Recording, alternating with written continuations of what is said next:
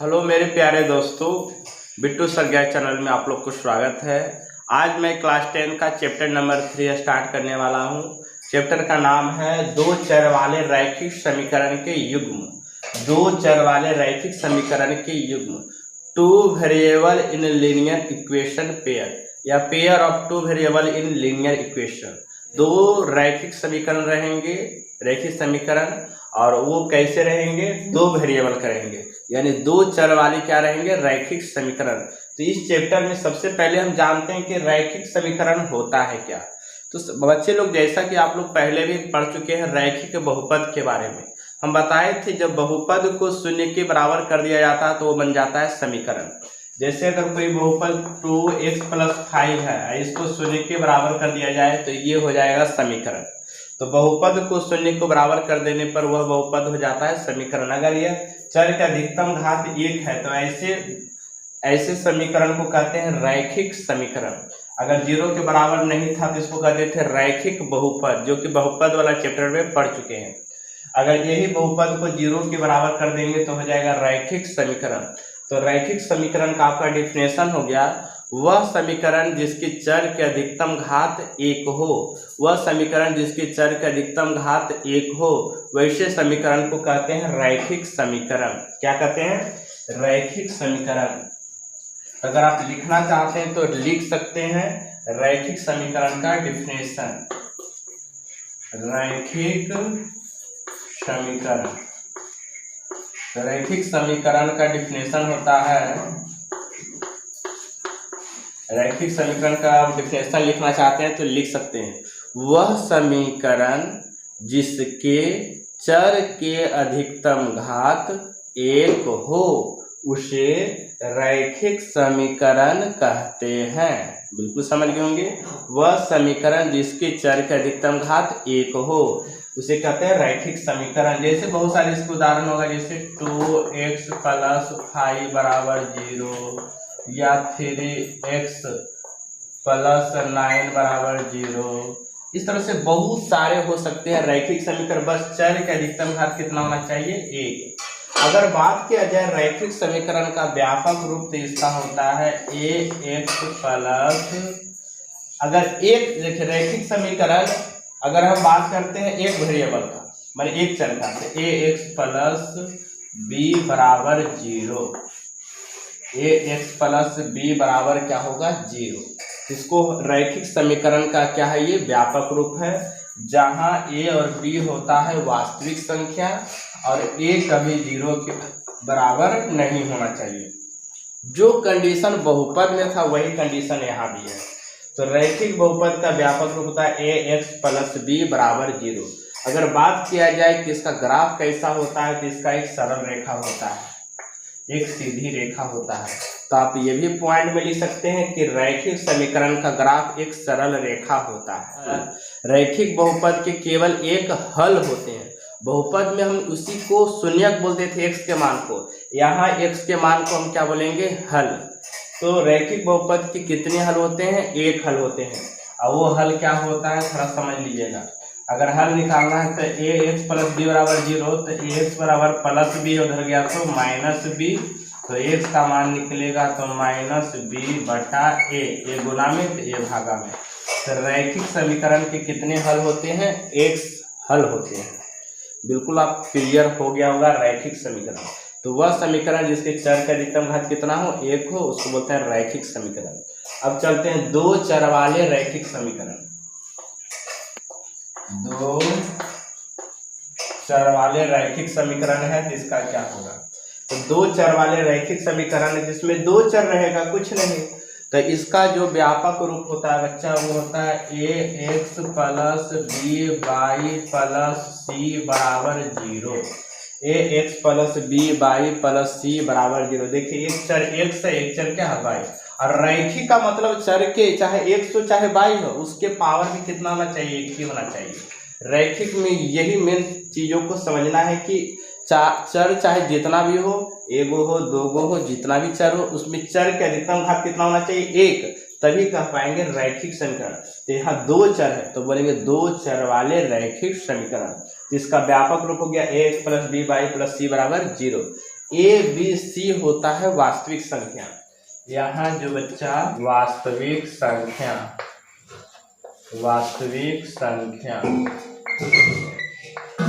तो आप लिख सकते हैं, यहाँ जो होता है ABC होता है वास्तविक संख्या। ABC क्या होता है? वास्तविक संख्या। तथा A और B कभी भी 0 के बराबर नहीं होना चाहिए। क्यों नहीं होना चाहिए? क्योंकि A जैसे 0 के बराबर होगा तो x चर खत्म हो जाएगा, x वाला चर खत्म हो जाएगा, और B जैसे 0 के बराबर होगा तो y चर खत्म हो जाएगा, तो दो चर रह ही नहीं पाएगा। ये दो चर वाले रैखिक समीकरण होने के लिए A B कभी 0 के बराबर नहीं होना चाहिए। बिल्कुल समझ गए होंगे। अगर इसका हल की बात किया जाए, हल कितना होगा? तो अनंत हल होगा। आप ये भी पॉइंट में लिख सकते हैं, दो चर वाले रैखिक समीकरण के हलों की संख्या होती है अनंत। क्यों अनंत होती है? क्योंकि x के मान जितना रखते जाएंगे y के मान उतना निकलते जाएगा अलग अलग, इसीलिए इसके हलों की संख्या क्या होती है? अनंत होती है। तो दो चर वाले रैखिक समीकरण के कुछ उदाहरण देख लेते हैं, जैसे 2x + 3y बराबर 5 लिख सकते हैं, या प्लस 5 बराबर 0। आप इधर भी लिख सकते हैं, आप इधर भी लिख सकते हैं। a b इसी हुआ, ये a b इसी हुआ।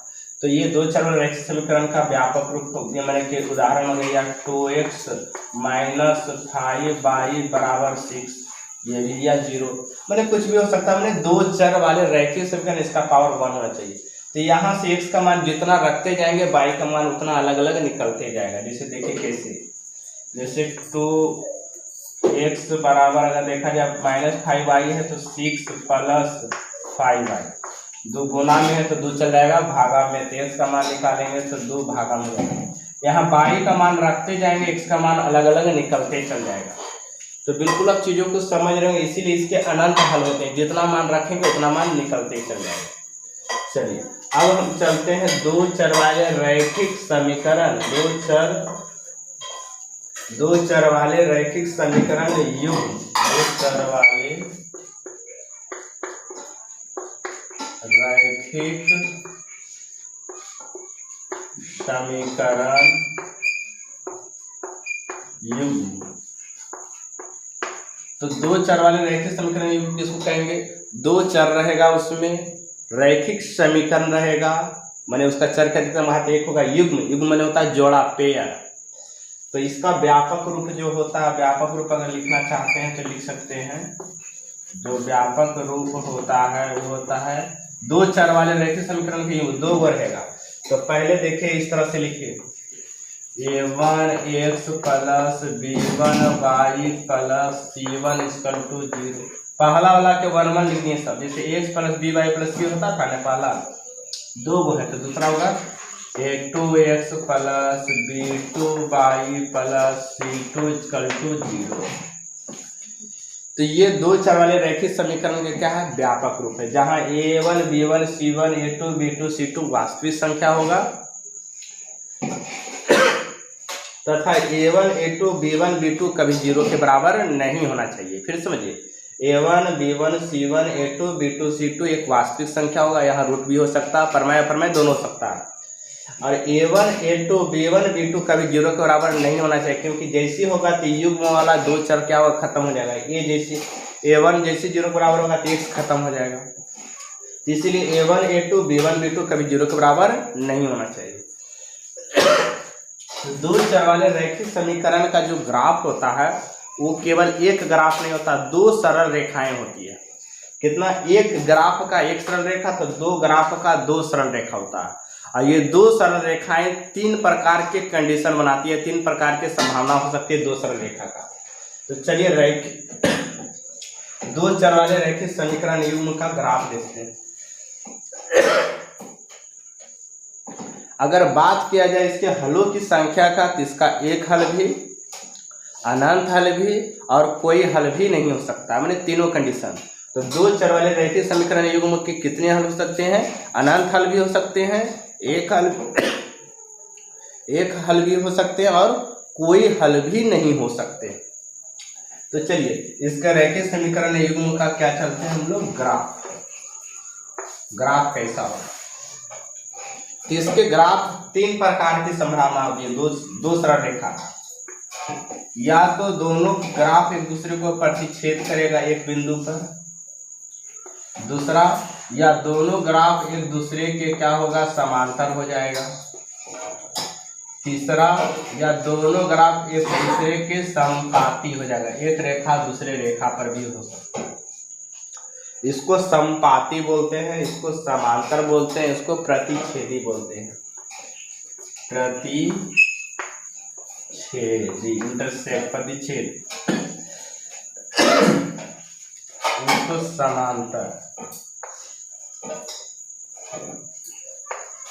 और इसको समपाती। तो दो चर वाले रैखिक समीकरण के ग्राफ की तीन संभावनाएं होती है।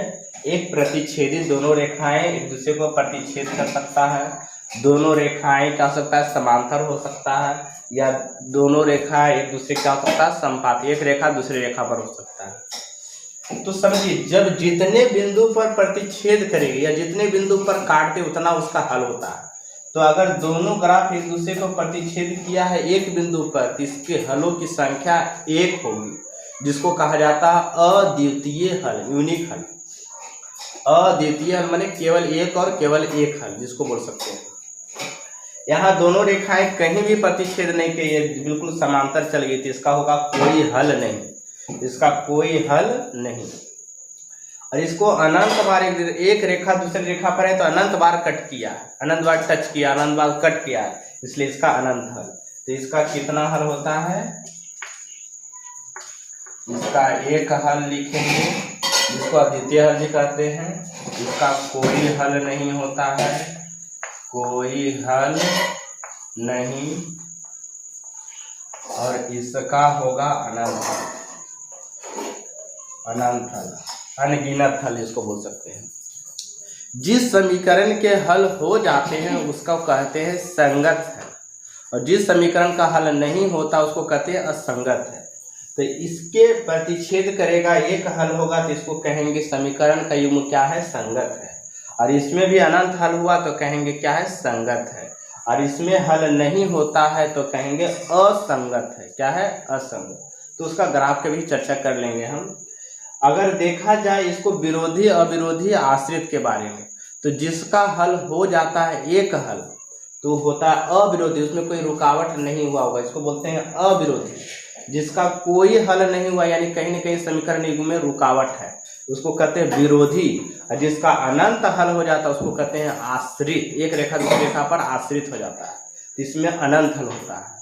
तो तीन चीजों को समझिए। तो ग्राफ के बारे में तो कैसा है, एक हल हुआ, कोई हल नहीं हुआ, अनंत हल हुआ। जिसका हल हो जाता है वो संगत, जिसका हल नहीं होता वो असंगत।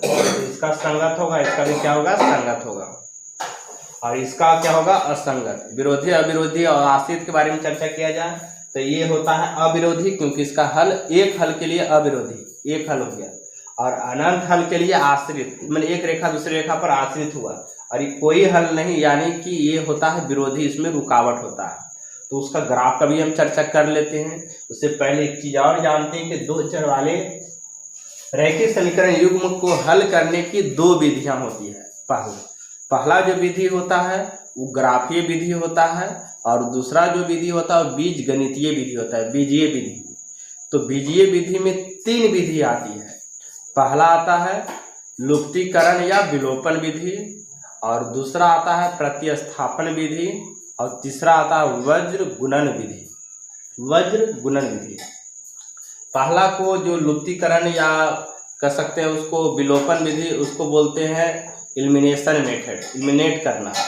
और दूसरा है डिस्प्लेसमेंट मेथड, डिस्प्लेस करता है, जिसको प्रतिस्थापन कहते हैं,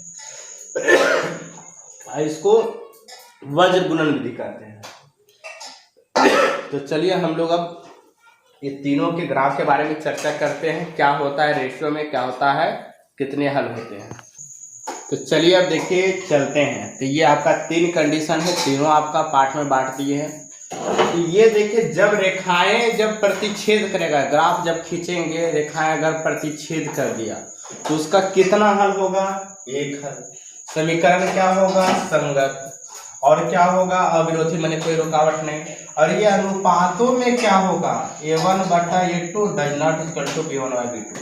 अगर आपको कोई समीकरण दे दिया, समीकरण के युग्म, दो चर वाले रैखिक समीकरण के युग्म, और उसमें अनुपात अगर हम देखें A1/A2 के निकाल करके, B1/B2 के निकाल करके, और दोनों बराबर नहीं हुआ तो कहेंगे कि वो क्या है, अविरोधी। उसका क्या हो जाएगा, संगत हो जाएगा। कितना हल होगा, एक हल। ग्राफ कैसा होगा, तो प्रतिच्छेदी होगा। मैंने यहाँ से भी रिलेशन यहाँ पूछ सकता है, मैंने कहीं से भी पूछ सकता है। बोलेगा अनुपातों में यदि A1/A2 does not equal to B1/B2 तो कितने हल होंगे इसका, तो एक हल। पहली बार में कट कर गया तो एक हल, दूसरा बार में कट कर गया तो कोई हल नहीं, और जहां कटे नहीं किया वहां अनंत हल। फिर से समझिएगा, अनुपातों में ही मेन रिलेशन जानना है। पहली बार में कट गया तो इसे कहता पहली बार गलती किया, भगवान माफ करते हैं, चलो एक हल निकाल दिए। तो पहली बार में गलती किया तो उसका एक हल, दूसरा बार में गलती करेगा तो कोई हल नहीं निकलेगा, और जो गलती करवे नहीं करेगा तो उसका अनंत हल। बस ऐसे समझ लीजिए, जिसका हल हो जाता वो संगत, जिसका हल नहीं होता वो असंगत। जिसका इसका हल हुआ अनंत हल हुआ, चाहे एक हल हुआ, हल हुआ ये संगत, ये भी संगत, इसका हल नहीं हुआ था असंगत। एक हल के लिए अविरोधी, अनंत हल के लिए आश्रित, और जिसका हल नहीं होता होता है विरोधी। ग्राफ बिल्कुल समझ गए होंगे। ये होता है समपाती, जब अनंत हल होता है एक रेखा दूसरे रेखा पर होती है, और समांतर में कोई हल नहीं, क्योंकि एक दूसरे को कहीं नहीं काटता है। इसका असंगत हो जाता है क्योंकि हल नहीं हुआ। विरोधी यानी रुकावट आ गया तभी तो हल नहीं हुआ, और दूसरी बार में कट किया, अनुपात में ये भी हो गया। और ये प्रतिच्छेदी के लिए समझ गए। तो ये बिल्कुल आपको समझ में आ गया होगा कि ग्राफ जब प्रतिच्छेद करेगा तो एक बिंदु प्रतिच्छेद किया तो हल एक होगा। अगर कहीं नहीं प्रतिच्छेद किया है, समांतर चल गया तो कोई हल नहीं। अब अनंत, एक रेखा दूसरे रेखा पर है, अनंत बार टच किया, अनंत बार प्रतिच्छेद किया तो उसका अनंत हल।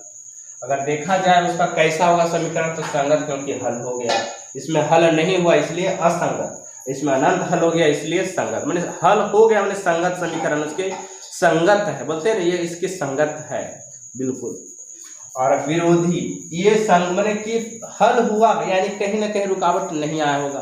एक बार गलती किया लेकिन भगवान रुकावट नहीं किया, मैंने अविरोधी, कोई विरोध नहीं किया। इसमें हल नहीं हुआ यानी कहीं ना कहीं विरोधी आ गया होगा, समीकरण विरोधी हो गया। अब अनंत हल हो गया, मैंने एक दूसरे पर आश्रित हो गया होगा, तभी तो अनंत हल है।